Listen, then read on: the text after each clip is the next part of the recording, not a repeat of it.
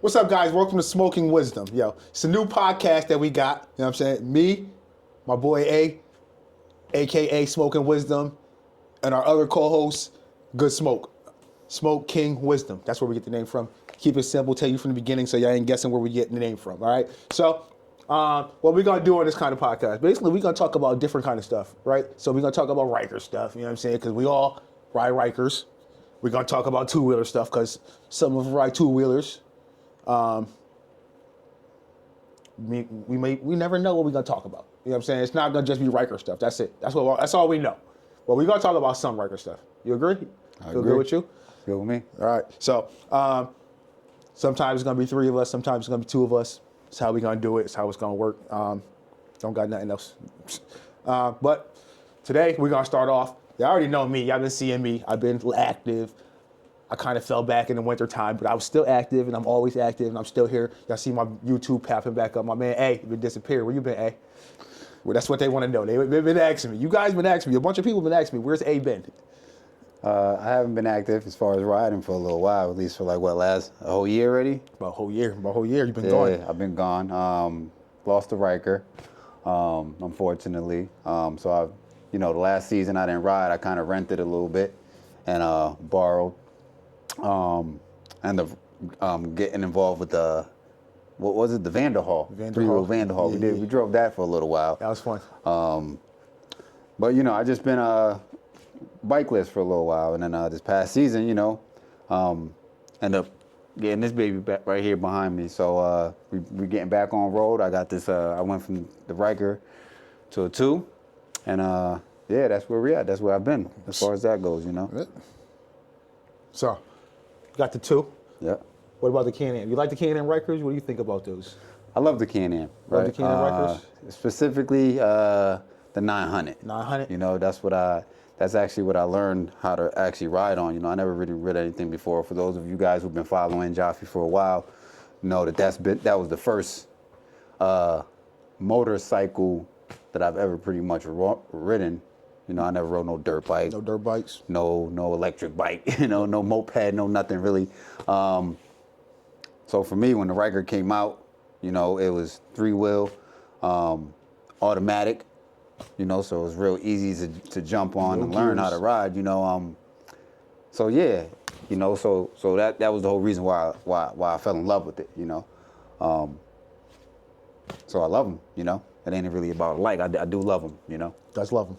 So basically, let me tell you how the Ryker started. So me and him was talking one day, and he was telling me, right, he wanted to learn how to ride a motorcycle, but he never driven standard, like even car. So, you know what I'm saying? He didn't know how to switch gears, so he wanted to learn. He was telling me he wanted to learn. I'm like, yo, I want to get a motorcycle too. But I'm like, I wanted to get one, but at one time I was going to get one, like 5 days before I got it, my boy died on it. So I was worried about it and stuff, but he wanted to get one and learn and stuff. Mm-hmm. So I was like contemplating getting one. And then eventually the Ryker came out. So boom, right. I told him about it. I said, yo, we're going to get a Ryker. Told him about it. He was like, what is it? So I told him about it, showed him. He was like, automatic. I said, yeah, boom. No gears, no nothing. You ain't got to learn nothing. He was with it. So we hit up the dealership. Actually, he hit up the dealership before me.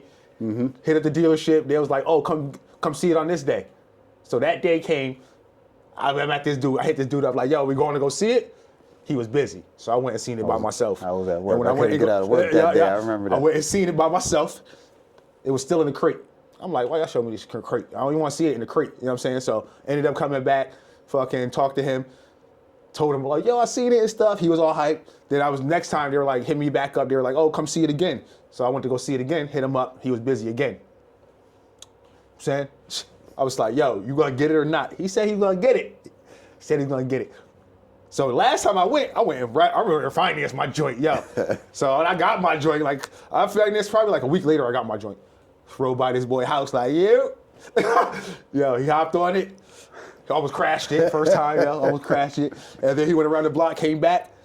Probably like 2 days later, he had his joint. So that's how we ended up starting with the Rykers. But we both. And I didn't tell him I had it too. That was the thing too. Yeah, he pulled up at the crib. After I rode it, I think that was maybe on a Sunday.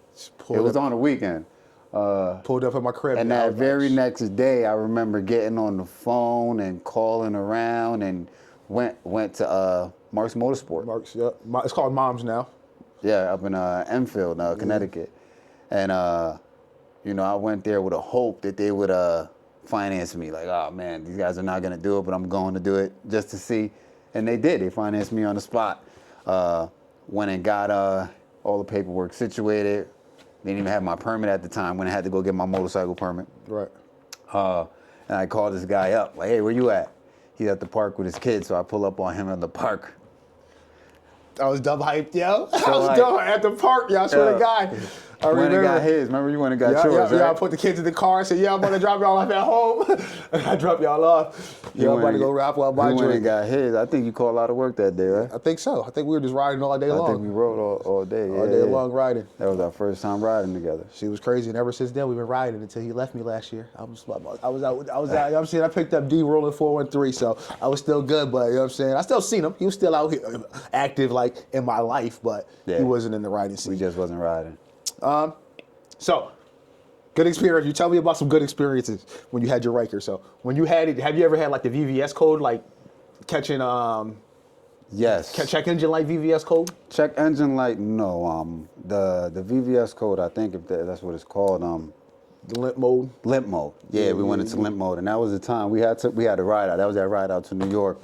It was our first big ride out to New York. Us, the whole TO3 family. Shout out to the TO3 family. We had my kid's mom out there. She was out there with us. Shout out to Priscilla. And we had rode to New York, and we was acting a fool, man. I remember that. Remember? We was acting a fool. Burning out, smoking it up. There's a video out there. Check it out. I'll put the card in the description. Yeah, you do that. We was smoking it out. We was up in Harlem, up and down Harlem, tearing it up, and we got to this one particular spot, and we were stuck in traffic. And there was a little bar. Remember that bar? There was a bar next to us, and we deep. You know, we like 40 deep. You know, maybe even 50 deep, because a lot of people tagged along with us when we met up with the family in New York. And there's this bar next to us, and these people in the bar, they looking out the window cheering us on. He was here for us up. He was here for us up. Boy, what do you do at that point, right? Act a fool. So we turned it up, you know, and I remember I smoked the shit out of that block. Yo, I was going. Smoking it. Yeah. And then I stopped. And this dude was going and going. We smoked it up. Going, yo. We smoked it up. And, you know, we ended up wrapping the night up, and on the way home, we driving home. We on the highway, maybe 15 minutes into the trip, back home. Limp mode. Had to pull over. Pull over, turn the bike off, turn the bike back on. Code is gone. We start driving. Maybe another 10, 15 minutes into the ride again, limp mode. And at that point, you know, I just, it's me, it's the whole family, me and my kid's mom. At that point, you know, I didn't want to hold everybody up, you know, because I knew this was going to be a problem for the rest of the night, and there was no way that I was going to pull over anywhere. We had to make it home. I just told everybody to go, and I dealt with the issue. You know what else happened, though? Yeah, what else? It rained. It rained. It rained. It rained a lot. It rained. Unexpectedly Torrential downpours. Yeah, it poured, and it was, and I had to ride back home like that. We rode back home in the rain like that. It was me and my kid's mom, because I told everybody to go on without me. Not thinking the rain was gonna be bad, and boy, did it fucking rain, man. It rained. It rained. I'm with my kid's mom, and it's her fucking first time riding. Her first time. She ain't never in a Ryker. First day she rented one, yeah. We ended up renting one, so she can ride. And it's her first time riding, and shout out to her, because she did a fucking awesome job there and back. But let me tell you, it poured rain. There was fucking 16-wheelers, 18-wheelers going by us, just splashing us with rain. I can't see. We're drenched. It's cold rain, too. Cold. We left New York at 10 o'clock. Me and my kid's mom, we didn't get home to it was 4 in the morning. 4 in the morning. We had to stop. We kept stopping at different gas stations. We had to buy gloves from fucking gas stations. I ended up getting home like 1. Yeah. He got home like 4. And I know you guys may sit there and be like, yo, you guys should have stopped and got a hotel, but you know, I was with this woman and shit. Now we were just determined to get her home. You know what I mean? We had the kids that we had to get back home to. So Keep it $1. We had a rental too. Yeah, we had the the rental owner too. would be like, yo, where my rental? You know what I'm saying? Keep it $1. They wouldn't think we had to rental get back, that. We had to but get that back home. Had to get that back too. You know what I mean? But So it was like, you know, we had to make it through. We had to push her through. So they made it. that was one of the most memorable experiences, I would say, having riding. And you know, one of the first time I actually got that code. That code. So that is crazy. So imagine. So a little side note. I just put out, or maybe I'm gonna put it out. Yeah, just put out a video about a way to stop the VVS code. So basically now in 2025, I don't know if you know this. The video hasn't came out, so you probably don't know this. I didn't tell you yet. 2025, BLR Tuning. They have a option when you get a tune. He can change it so when you get limp mode, it doesn't change nothing in your bike. You're actually running full speed. So right now at a stock bike, when you go to limp mode, when you're giving 100% gas, it's only giving you 20% power. And then it only gives you 20% power until you get to 38 miles per hour. And then after that, it gives you less percent. So you're giving it 100%, then it gives you down like 18% power, just so you can stay at 35 miles per hour. Now it's gonna be, if you give it 100% throttle, you're gonna give it 75% or to 100% throttle. So it's not like your bike. So you can break that. You can go in limp mode and still ride wherever you're riding like normal.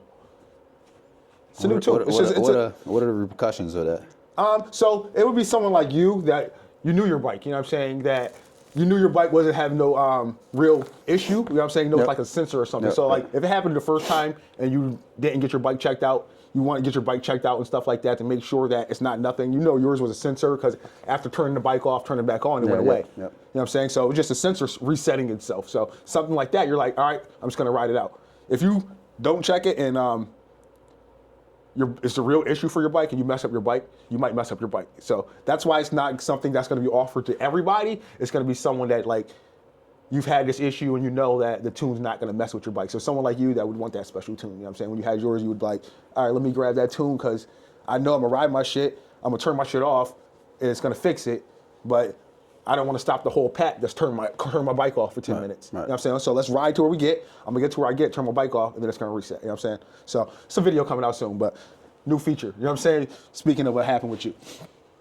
That's a common issue though that happens with the Ryker. Yeah, so it's going to be a lot of people. So the tool's not just for people that get upgrades to the bike. It's actually for everybody because it does a lot of different things. Like, so if you had the problem with your thing and you had a tune, before you would have been able to go, at least go 60 miles per hour. You know what I'm saying? That's better than 35. You know what I'm saying? So a couple different things, turn the temperature and stuff. There's just different things it helps with. But there's a video coming out for that, so I don't want to give everything out now. Okay, so you just said most memorable ride. So you already mentioned that. I was going to ask you about that. You mentioned New York was one of your most memorable rides. Is there another one? Yeah, there's another one. Another one of my most memorable rides is it was this one night. Me and King Joffrey right here. We were riding down this the backside of this mountain over here in Munson. We call it Munson Mountain. Yeah, Munson Mountain. And it's nighttime. It's I think it's like the middle of summertime, sometime like late June, early July. And we're doing a nighttime ride. And fucking, it's maybe like 9:30, 10 o'clock at night. And we go to the top of this mountain. We've ridden this mountain before. I'm in the daytime, but we've never ridden it this late. And this is maybe like my second year of riding. Right? This was like my second year of riding, or maybe I think maybe my third year. No, it's actually my third year of riding. Third year? Yeah, it was the I third. don't remember what year it was. It was my third year. We've riding. been up there a couple times. I actually have a video of that road. It's called my Can-Am Ryker suspension test. If you look it up, I might put a card for that too. But is that the one from that night?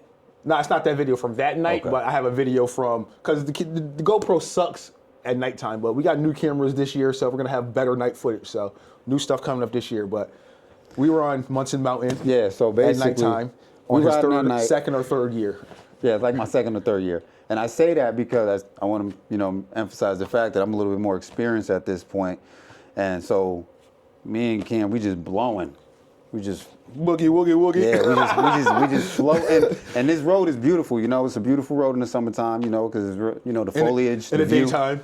Yeah, It's a beautiful road in the daytime. In the daytime, it's real, luscious green and all of that. So, and actually, it's a mountain, so you can see from this mountain, you can see the whole Springfield. Like, if you're on top of it, you can see the whole Springfield. Like, there's $1 million houses at the top of it. They're like mansions and castles. Yeah.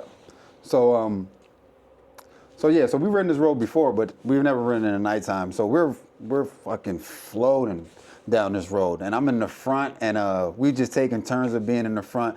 His bike is glowing, he got all his lights glowing, and we're just flying. Don't try this at home or on the road or anything, but we're going down this road, we're doing like 90, 100.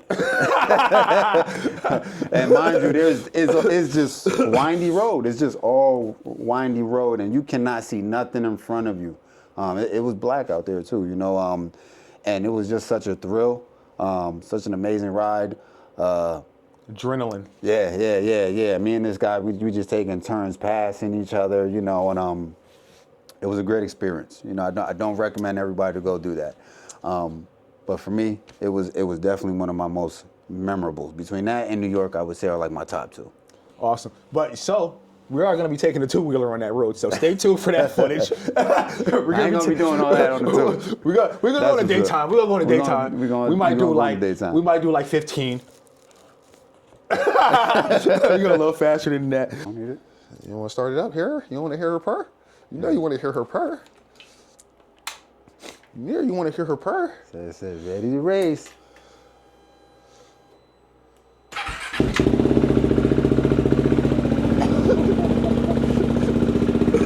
I'll be hearing niggas and seeing niggas, I'm like, I can't wait. But the good thing is I don't feel like I did last year. What do you mean? When I see niggas and I be salty. Oh, right. All right. Where was we out here? Why'd you switch to the two? All right, hold on. I'm going to ask the question again. All right, so speaking of the Duke, like we just did, why'd you go from the two to the three? You had a three, now you got a two.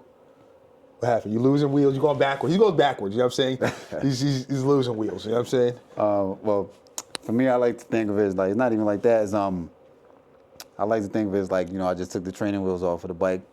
We don't like that. We don't like that. Us three-wheelers, a lot of you guys, you two-wheel guys, no, I'm still always be talking about us and our training wheels. So you took the training wheels off? No. But you see, I don't mean like that for me. Like I mean it like in the sense of because the whole initial reason why I got on the Ryker was because I didn't know how to ride a two-wheel.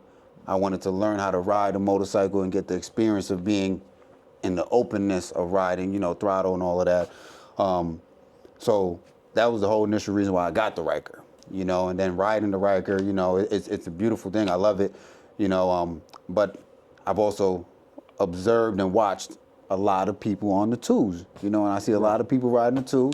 And, I just always liked the two. Obviously, that's the whole reason I ended up getting on the Ryker. It's because I always wanted to learn how to ride. But, like, I just love the nimbleness and the agility of being on the two. And to just kind of like that's what it was. So that was, like, the reason I felt like I was ready to take that next step and get on the two. Training wheels. I'm still thinking about the training wheels. You know what I'm saying? It's the training wheels for me. It's the training wheels for me. All right. So, he's taking his next step. So, he got next step. So, now he got two wheels. Why? You went to two wheels. A lot of people go to two wheels. They get like a 600, 1,000. You know what I'm saying? A lot of bikes. You got a Duke. Why'd you go for the Duke? 390? 490? 200? 390? What's it? 200? It's the 390. 390? It's the 390. The Duke 390. So, I went to the Duke 390. Because, I was looking for something that was pretty much still a beginner bike, but something that you can still have fun with, So I looked, I've seen Dukes a lot. We've looked at Dukes a lot. This guy been telling me about Dukes for like fucking years. Like, hey, you need to get a Duke. I wanted to get on a Ducati, or Indian. Really, I wanted to get get on the Indian FTR. That's what I really wanted to get into first. And this guy talked me into getting the Duke, just like to get familiar with the riding the two, and full disclaimer, I did not like the Dukes because of the color orange. It's a lot of orange on the bike, so when I seen this Duke, when I started looking for twos, This one don't got the orange you frame know, on it, huh? I came across this baby back here, and it didn't have as much orange, you know, so it didn't really turn me off as much. And then when I started looking a little bit more into like, you know, good beginner bikes, you know, the Duke 390 kept coming up, KMT Duke, you know, and then, you know, I saw a lot of other good beginner bikes, but this one, you know, had the ability to be a little bit more sporty, you know. You know, so I still kind of like, you know, being on the Ryker, you know, I already have that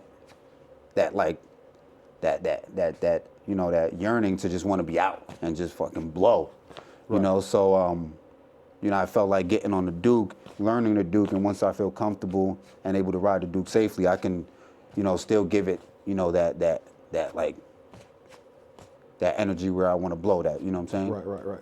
I can ride. Right. Because basically you still are learning. I'm still learning, You yes. you basically learn the rules of the road on a motorcycle on the Ryker, but you still never learn how to shift because you never drove a standard No, car. never learned how to- So you still learn the clutch and you Yep. still learn the shifting, taking off in freaking lights and stuff like that. Yep, So yep. still a learning process. Yep. So didn't want to get a bike too big for your Too big for myself. Yeah, I didn't want to go too big for myself. You hit it, you let go of the clutch a little too fast ain't on, no ego on a here. 600 Yeah, at a yeah. light.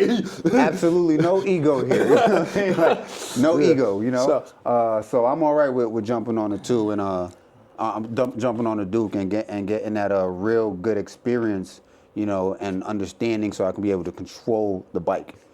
You know what I mean? And yeah, so I got the Duke, you know. Sounds like good to me. I was trying to tell him to get it for years, but you know what I'm saying, now I got to get one, yo. Absolutely.